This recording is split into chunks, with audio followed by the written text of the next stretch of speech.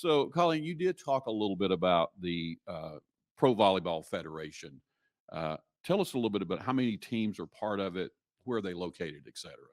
So there's 7 cities in the inaugural season, of which Atlanta is one of them. So we will be playing against the other 6 in Orlando, in San Diego, in Columbus, in Grand Rapids, Michigan, in Las Vegas, and finally in Omaha.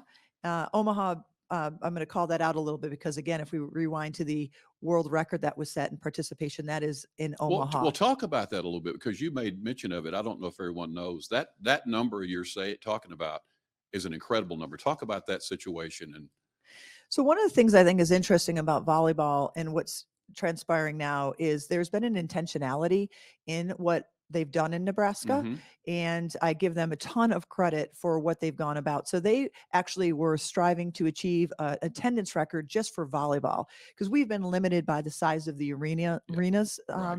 and NCAA championships typically. So they said, "Hey, how do we set a record?" So they rented the football stadium. And I think the original goals I've heard was 30, 40,000 people.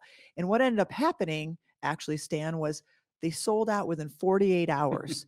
And then they allowed standing room only to set a world. So they actually have the attendance record over football in that arena. It beat the previous record holder, which I believe was a FIFA women's soccer Right. event. So again, I think that speaks to the support and what happens when you have intentionality about giving that a voice and giving them a platform to show what they're all about. So Omaha is a city which people might be surprised at on first blush, and which also leads to the fact that the opening match of the league will be in Omaha. Makes sense with their Mhm. attendance in their arena, and it will be the Vibe against Omaha in Omaha for opening match. So we hope people tune into that one. Yeah, that's exciting to be the first game of a whole new sports franchise, sports season organization ever. So congratulations on that.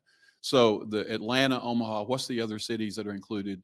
So again, it's Orlando, Uh-huh. Las Vegas, Mm-hmm. San Diego, Michigan, Columbus, did I miss any? Grand Rapids, And Grand Michigan. Rapids. Yeah. Okay, Mhm. that's good though. That's a pretty good mix of the country as far as going back and forth there. Yes, So and for those that are interested, because folks start about, okay, it's a new league, it's up and running. I'm happy to report that we already have 3 cities signed on for expansion for 2025. 2 of those 3 cities have already been announced, and that is Dallas and Kansas Kansas City. City that have been Yeah. announced so far. There's a third one that will be forthcoming, and there's additional cities on tap. So we're already in expansion for 2025. yeah, well that's exciting stuff right there. Colleen, the ownership group that you're the owner of the team. Tell Mhm. us a little bit about your management team, if you will. Who all's involved in your organization? Oh, we're super excited. We've got a fantastic group. So, first and foremost, our team president is Teresa Wenzel, who is Georgia Tech, significant background there. She was also the previous president of the Dream here in Mm-hmm. Atlanta. So, having somebody who has experience with the local market, someone experienced on the pro level is just phenomenal.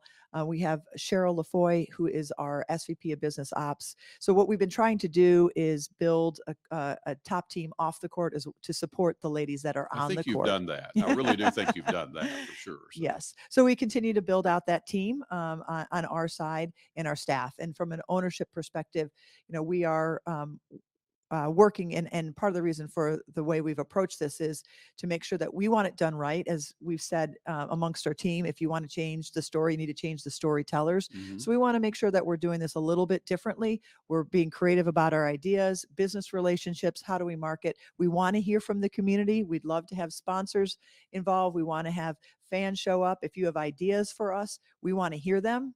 We think that's the way to move forward in today's society. when I first heard through our organization that we were in conversations about the venue, I did what probably any CEO of a company. I started doing some research on you Uh-oh. and on the team. And when I tell you, I think you hit a home run with your team.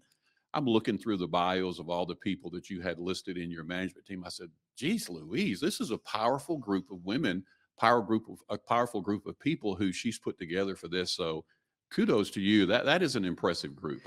Thank you. I also want to acknowledge we have some other celebrities and outside owners as well. So, for example, I'll call out Edwin Moses. Mm-hmm. For those who don't know Edwin, gold medalist in the 76 and 84 Olympics in the 400 hurdles, considered the GOAT in that space. So he also actually was the original chair of the International Sporting Laureus Foundation, Mhm. gave a medal to Nelson Mandela. So folks like that who are on board, who are helping us elevate and be a communication. So he was the reason why he's relevant as well for us is he's groundbreaking in his space. When he was training hurdles back in that day, he didn't have the equipment. He didn't have that. He was groundbreaking for what he did. And so to be able to bridge that gap for our athletes at this stage, different generation for sure, but a lot of the same challenges in breaking through those boundaries Yeah. that they're going to face. So we're delighted that he's on board. Yeah, I'm certainly old enough to remember who Edwin Moses was. He,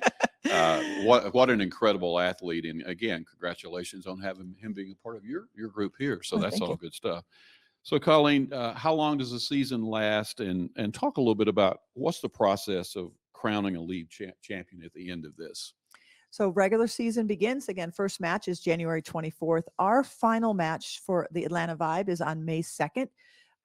Then we'll go into postseason. So there'll be a championship match that'll go on in mid-May, where the top 4 teams will come out, play a semifinals, and then a finals match in May. Mm-hmm. And the winning team will receive $1 million bonus. Wow. So everybody's You're hungry in for that, right? Yeah. We're all in for that. That's right.